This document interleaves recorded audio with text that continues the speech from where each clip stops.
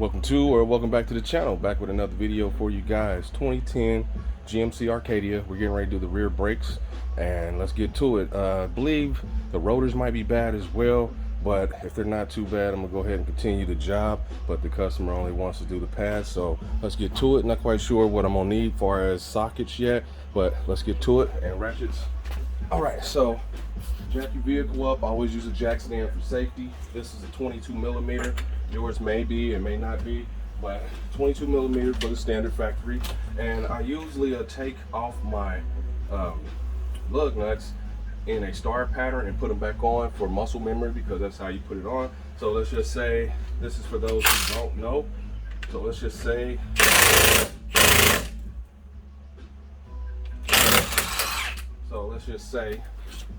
we take off 3 of these. Sometimes they get stuck and you have to smack them on the ground.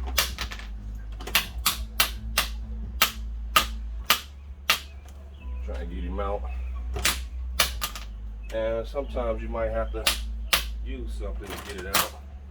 Let's see if I can pop it out. I hope the rest don't do this too. There we go. Got one out. And let's get to it. So back what I was saying, if you only, let's just say you take off a couple of these, all right, and let's just say, if I can get this out so I can continue talking.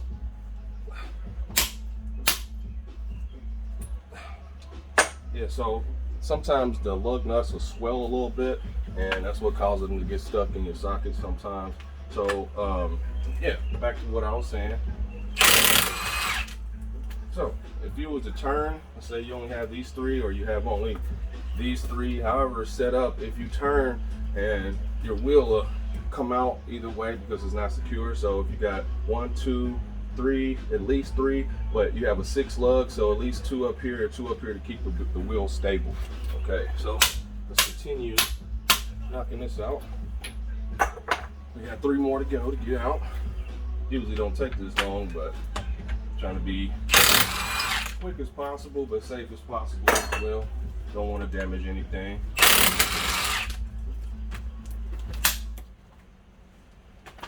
All right, be able to get in here in just a second. I should have just took this off first, but I like to explain for those who don't know and want to do their brakes. All right. All right, so we got all those out. Give it a smack. Sometimes they don't come off that easy. I'm gonna take this to the other side.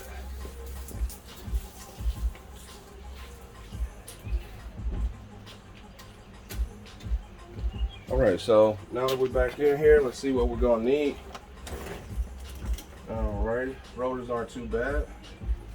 Feels like a 13 or a 14. Let's verify. And 13. Nope, I was right, 14. And I recommend you use a 6-point socket when you're underneath the vehicle, so you don't strip anything, especially your bolts. So we have 14 millimeter top and bottom. Let's go ahead and set up. Righty tighty, lefty loosey, and make sure your socket's set. So for those who don't know, clicking and turning your torque, that's going right to tighten.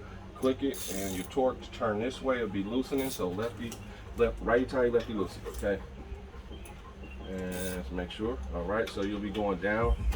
Just give it some smacks. Okay. Give it some smacks like that to break them free. Hopefully yours aren't too rusty.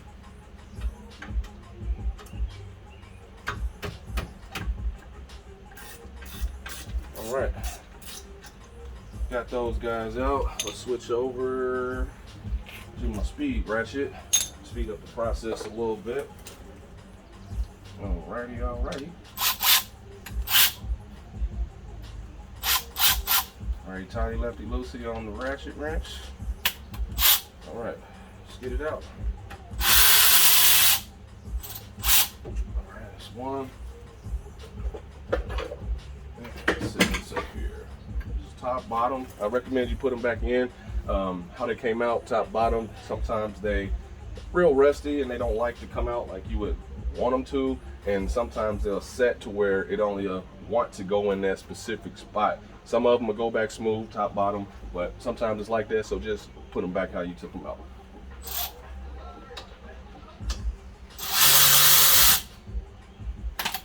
All right, got those out the way. See what kind of piston, and this is a compressed style piston, so you're going to need a brake kit to do this, or you might can use a C-clamp depending on if you are able to or not. So we got that loose, try to get a good compress. There we go. Pull it on up and over. All right, so got this out the way. Now let's take a look at our pads. This side isn't as bad as the other. I hear the scrubbing from the other side, but you place them in sets. So let's get these out. Might need to tap on it, and then after you get it out, check your guide pins. This one is good, and this one is frozen. So let me get my sludge and see if we can get this out in case you run into this problem as well. So let's get a little closer, and I'm gonna have to bang out the guide pin. So they're supposed to move in and out like this. This one is locked up and frozen, so I'm about to spray it with some PB Blaster and try to break up the rust. And I'm gonna need a wire brush as well. So give me a second, be right back. All right, so we're back in here. I was able to get this to break free. Sometimes you won't be able to, so I sprayed it with the PB Blaster and took my screwdriver here, my big heavy screwdriver, and I kept knocking on the side here and working it out around, so I was able to break it free. Also, by this being a hex head, I used my 17 and I just rotated it back and forth, not just one way, but you want to switch your wrench, go up down to kind of work it out and break it free. So I was able to do that. Got this one out. It's supposed to move like this, so we're going to lubricate these. I cleaned it up already, so I'm going to lubricate and slide it back in. Got my brake grease right here. We're going to take this off. You don't need you need a generous amount on your guide pins. So let's just coat it real good. Man, I just lost some. Oh well. All right, so we're going to paint it on there and just lubricate it real good. And you might have some excess like this, so I'm going to use that for this one here. And you want it to be able to move, so let's spin him around. Now let's see what it do. Let's see. Let's put some grease inside the hole as well.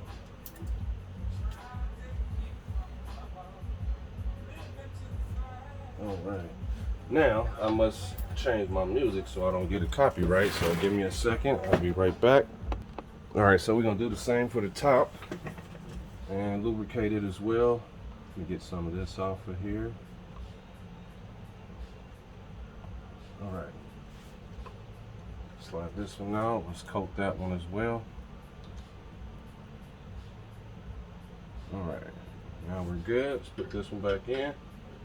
And after we do so, now we can match up our brake pads. So let's do so. We got one here, one here. Let's match these guys up. They look great. All right, so after you match up your pads, let's kind of look at the wear on the pads. You might have to change your rotors to this, but sometimes you don't. So after we do so, we have new brake clips as well. So let's use these guys. If you don't have them, it's okay. Just clean your old ones up real good. And worst case scenario, if they don't go back in like you want them to, I recommend that you just clean these guys up. And if these don't fit, just reuse your old ones. Okay, so we're gonna match up our clips now, just to make sure they're great. Sometimes they don't come out like this. You might have to use a screwdriver. So brake clips look good. So these should fit no problem. Hopefully everything is smooth. Pop them in. And you might have to tap on it with a screwdriver a little bit sometimes, especially on the inside. So let me do so.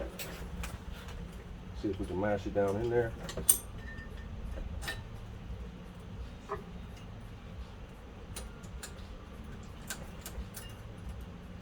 And you want it to seat well. So sometimes they don't. This one looks like it's going to stay. Try not to block the camera too much with my big head. All right, so let's pull this one down, see if this one will sit up in there for us as well. And they're fitting, not a problem, but they're kind of loose. So yeah, should be good. Got those in. All right, so the screamer, your brake screamer, lets you know it's time to change them. Usually goes on the inside. It won't hurt to go on the outside either, but that's where they were. And most of the time, there's, well, it should just stay in. So I'm gonna press this up a little bit, see if I can work it in on this side. So the inside is usually the hardest side. So if you can't see real well, you might have to do what I'm about to do and get on your back or something and work the back side in. So let me do so. And alrighty.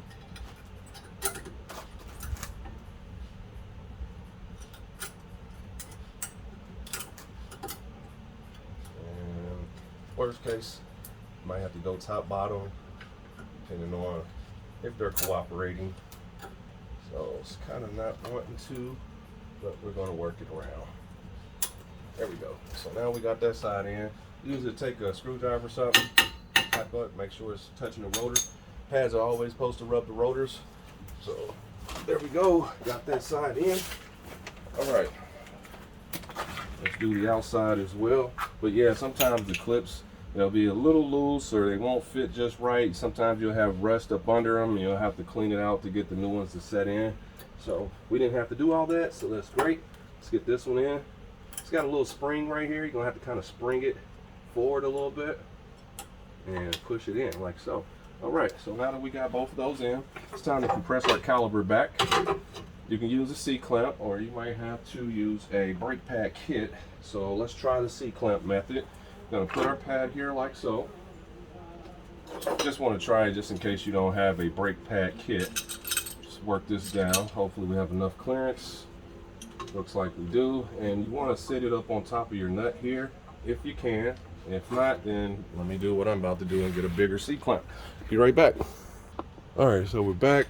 We got our larger C-clamp. This is a quick release C-clamp. Just push the button, slides out. So let's adjust it best we can. Get this on here. And this is the one that you can just push in and slide in. So let's see if I can get it to set. And right on top of the caliper bolt. And as long as the caliper is okay, it should go back smooth like this. And this is if you don't have a brake kit. And you want to go until it stops, because you might take it off and try to cheat, and you got to put it back on. So just go back till it stops. Some of them go back flush, some of them have a little lip on them, and we're almost there. But you want to push it all the way back, break it free. All right, so now that we've done so, let's clean up our caliper a little bit from the debris. All right, got that out the way. Let's put a little bit of brake grease. You don't have to, but just a little bit on the outside like so. Don't glob it, just enough to glaze it. Just because all this salt and debris and rust, it'll cake up on here, so you don't want it to cake up, and you don't want anything on there dirt wise or anything, so don't overdo it, just grease them. All right, so now let's flip our caliper back. We already lubricated our guide pins, and we're just gonna work it on. We might have to wiggle these a little bit. All right, so now we got that in. Let's go ahead and put our caliper bolts back in, and don't forget to pump your brakes when you're done with your job. So let's go ahead and get one started. And these are 14s, okay? And let's wiggle this one a little bit, get it back in its place. And let's tighten them all the way down by hand as much as we can. Then when you pump your brakes, it's gonna squeeze your caliper, which would be great. All right, so let's switch back over to our 14. Just glad that was able to break free, otherwise we would have been buying a new caliper. Okay, righty tighty, lefty loosey, like we talked about. Let's get it on there good. And give it some smacks till the ratchet starts to bounce back on you a little bit. Just got him in place. Tight. Some smacks. Smacks is bouncing back, and that's how you change the rear brake pads on a 2010 GMC Arcadia. So hopefully this helps you out on changing your rear brake pads and rotors.